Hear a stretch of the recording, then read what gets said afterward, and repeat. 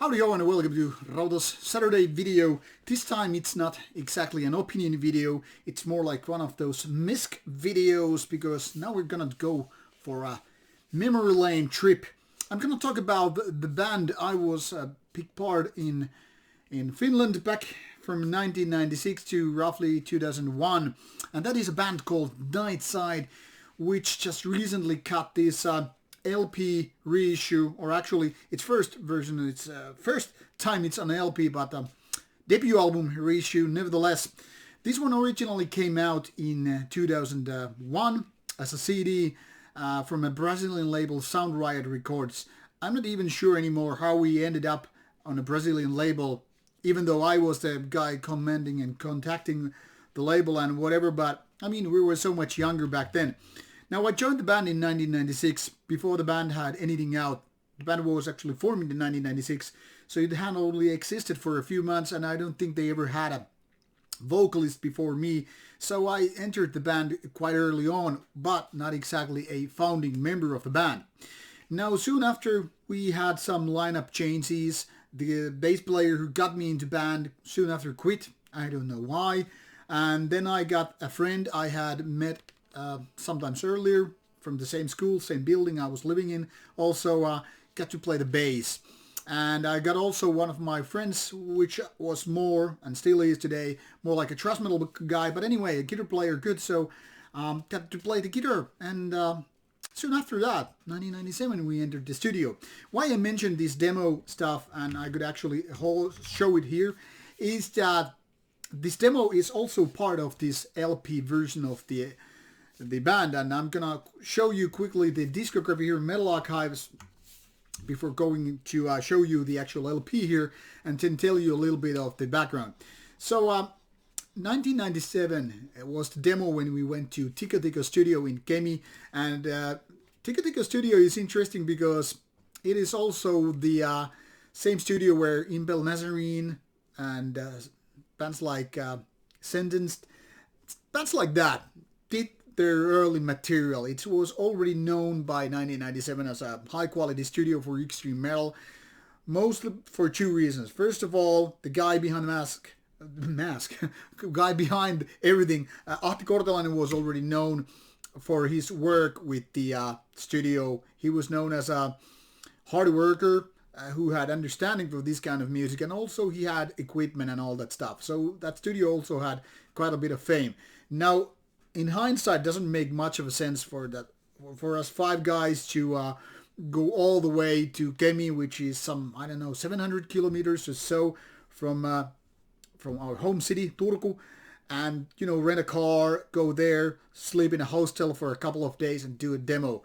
But I don't know, maybe there was some kind of thinking, like, not megalomania, but certain kind of ambition that we want to do it right, we want to make it sound right from the first demo instead of a rehearsal room recording with some crappy sound and all that stuff. And now I was listening to this vinyl today earlier before making this video, just to give me a little bit of a, you know, fresh reminder how well or bad this album was. And I mean, I was disappointed back in the days with the vocals and all that stuff. I mean, after all, it was my first real demo. Not the first band, that was in 1994, but we never recorded a demo, and it was death metal back in the days. Nightside was my first black metal band. So obviously I was like singing in different style, and because this was the first demo, I really didn't know how I would sound on a tape or CD for that matter. And there was a lot of learning experience to do, to be honest. And obviously, I was kind of regretting some of the choices I did with the vocals, and I felt that I wasn't guided enough by my band members how to do my work. But I mean, later on, I was totally fine with that. But the initial listening was like, did I really sound that bad? Well, that it is what it is, and you have to have these learning curves to be, you know, taken care of. Anyway, these 5 tracks were done. But the 5th track, Battlestorms, which in my opinion is the best track on this demo, never ended up on the CD version of the debut album, even though it was meant to be there and it's already listed there. But for some technical mistake by the label, it never ended up being there. So it hasn't been really available until now. after the 1997 demo. Anyway, that's what we did. Go to Tico, read that. Now, this Nightside Valor thing, which is mentioned here, is not a official release, because technically speaking, it is Valor, a side project by the bassist back then, and this demo thing, you know, on a kind of a homemade recording tape. You know, it's not official. I don't know why it's there. It should be removed. Also, this promo demo doesn't really make sense, because that's just, you know, basically the version that ended up on the, you know, full-length album. The curious thing is, this is listed as a compilation, even though it's a full-length album with just demo as a bonus track. This is probably something that I should totally change. Should I have the access to that? But that's a different thing. Doesn't really belong to this video. Now, what came before the album was an Ad Noctem EP. And back then, I guess we figured out this would be the release, and we wouldn't know what to release next. This is Northern Heritage #2 release, which is pretty cool, because, I mean, the first release to come on Northern Heritage is actually, well, Clandestine Blaze, the Northern Heritage guys, Mikko Aspa's own band. So obviously it was kind of honored to be the second band, or the first outsider band, to be released on Northern Heritage. And even though Northern Heritage is mostly known for its rather raw end of black metal, and Nightside being very melodic black metal, this was a little bit off from the rest of the bands, or showcasing the music. Anyway, be it as it may, these 3 tracks were done in a 7-inch, and we didn't have the plan back then to be released these also on CD. But, you know, things sometimes change. And when we had done this, you know, that came to be the end of Christianity full-length album. And when I left the band soon after, I mean, we'd had hit gigs and whatever, because of focusing my other band, Annihilatus, the band actually recorded something like it was supposed to be the second album, but it never came out, and it's long gone and buried, and I have been told it's probably better that way. Now to go to the end of Christianity, which is, like I said, technically speaking, a full album, not compilation, but, well, it's listed here as such. And here it is mentioned that it has 11 tracks, and it doesn't say anything about Battlestorms, because, like I said, it never ended up being here. Now, if you click these other versions, you will see that December 19th seems to be the official date for Goatwarek's vinyl release, and if you click that, well, then you will find that there's actually Battlestorms included. Also, another point would be mentioning that this is the original cover. I mean, back in late 90s, computer graphics were kind of new, and we were really happy about it. But obviously, it's a graphics that really didn't took the test of time that well. Now, when you see the vinyl version, it's pretty much the same thing, but now with oil colors, or whatever they're called, actually. Anyway, now I'm gonna show you this album here on physical format. It's black vinyl by Goatwarek's, so nothing fancy about that. The track list is a little bit different compared to what was originally going on, because, like I said, you really have to ponder about how to do with their tracks, A side, B side, and all that stuff.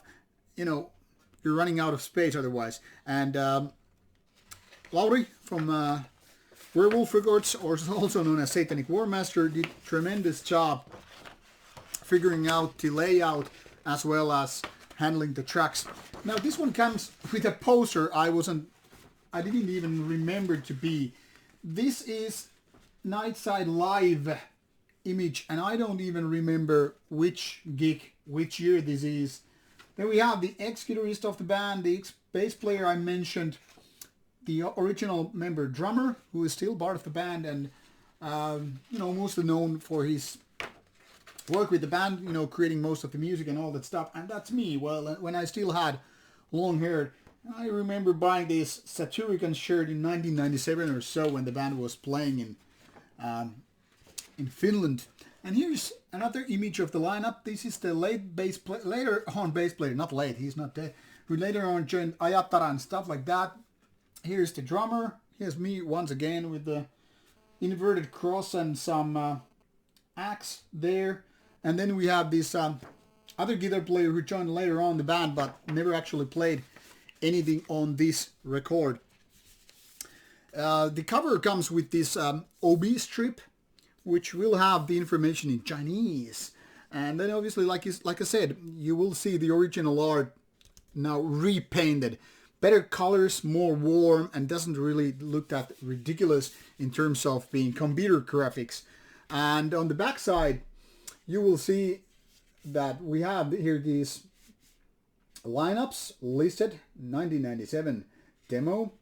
You will see the drummer, the founding member of the band, right here. And then you have Fogler, the ex-guitarist, who also used to be the founding member. Then we have Wright, which is right here.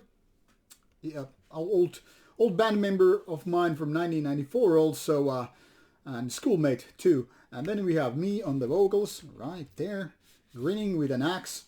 And then we have Storm on bass. For a peculiar reason, I really can't see him on the backside. And yeah, that's the demo lineup. And then we have this full-length lineup here. Once again, you can pretty much see it's mostly the same, but this is the new player bass, who also did secondary vocals on the album. And we have Desecrator, who is right here. Also now known for other bands, from his death metal band Torn, and also Devastator, the trash death band, and nowadays Earn guitar player. Inside, it's more going to the memory lane. We have band members from various times, like Mika, who later on replaced me. Sorry, this is, by the way, Vesa, not Mika, I guess. Who played the bass, the ex-bass player Storm. This is probably one of those gigs, I would guess, from Oulu, most likely, circa 1998 or so. We have the drummer, we have me here doing the vocals, drummer, and the guitarists. And on the other side, here, underneath the OB strip, we have more, once again, lineup images here, individual shots. This featured Head Hatakka on guitar later on. And he also founded 1999, my other band, and the latest. It's still me and him in the band. And once again, rest of the photos from different sessions. So it's very much including photos from multiple years, as is the music here within. Now, how to describe the music? Because, I mean, I was listening to it. It's very much said it's very, very 1990s melodic black metal. Fast tempo, mid-tempo, kind of a Swedish sounding if you ask me nowadays. I mean, in hindsight. After all, it's been 20 years or more when this was recorded.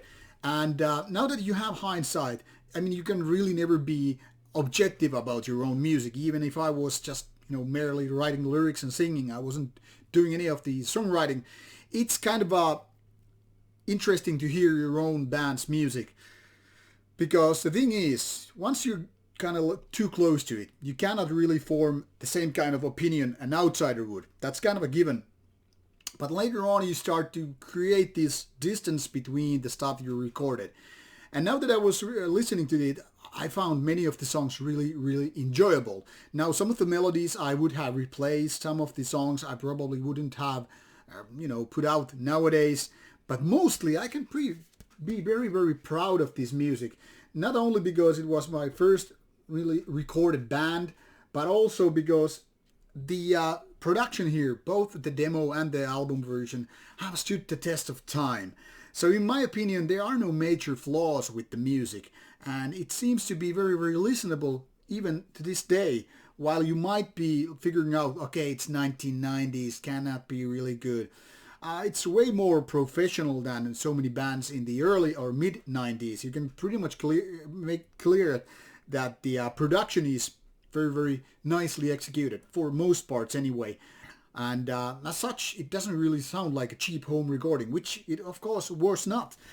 But obviously you will still feel the certain era going on with the music, because of course, the certain kind of songwriting and certain production elements, individual instruments and all that stuff are right there, be it keyboards or, whatever.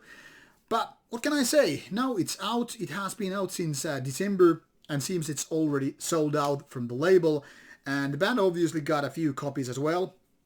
I can reveal a secret. 20% was our royalty, but that divided into 7 people of 200 copies. You know, it's 40 copies. You divide it by 7 people. Everybody gets like 5 copies, including their own copies for archives or whatever. So it's not like we had too many copies to sell. It's already pretty much spread out already, and those who already knew that this was going to be out were quick to order and all that stuff. Now, in case you just happen to be interested, it should be out in some distros, but I don't know which one, so you'd have to Google, or then you just listen to some samples on YouTube and figure out whether or not it's gonna be your cup of tea. Since the band is pretty much buried by now, and nobody knows if we're gonna go back anyway, I really can't say that we're too much into, you know, putting up a Bandcamp site or Facebook page, because there's nothing relevant going on. So if you need to hear the music, you have to Google it for yourself or use YouTube search. And if you're not, well, now at least you know what's been going on in the past, for me anyway. Should you have any comments or questions about the band or the release or the releases, let me know. Put them on the comments box below and I will get back to you. I really can't say that I remember all the details and every possible anecdote from the years that I was part of the band, but what can I say? I feel very proud that this is now finally on LP for the very first time, and it looks good. Thanks everybody for participating, in case you happen to be one of them watching this video, and if not, well, now you know. And that's it. See ya and bye bye.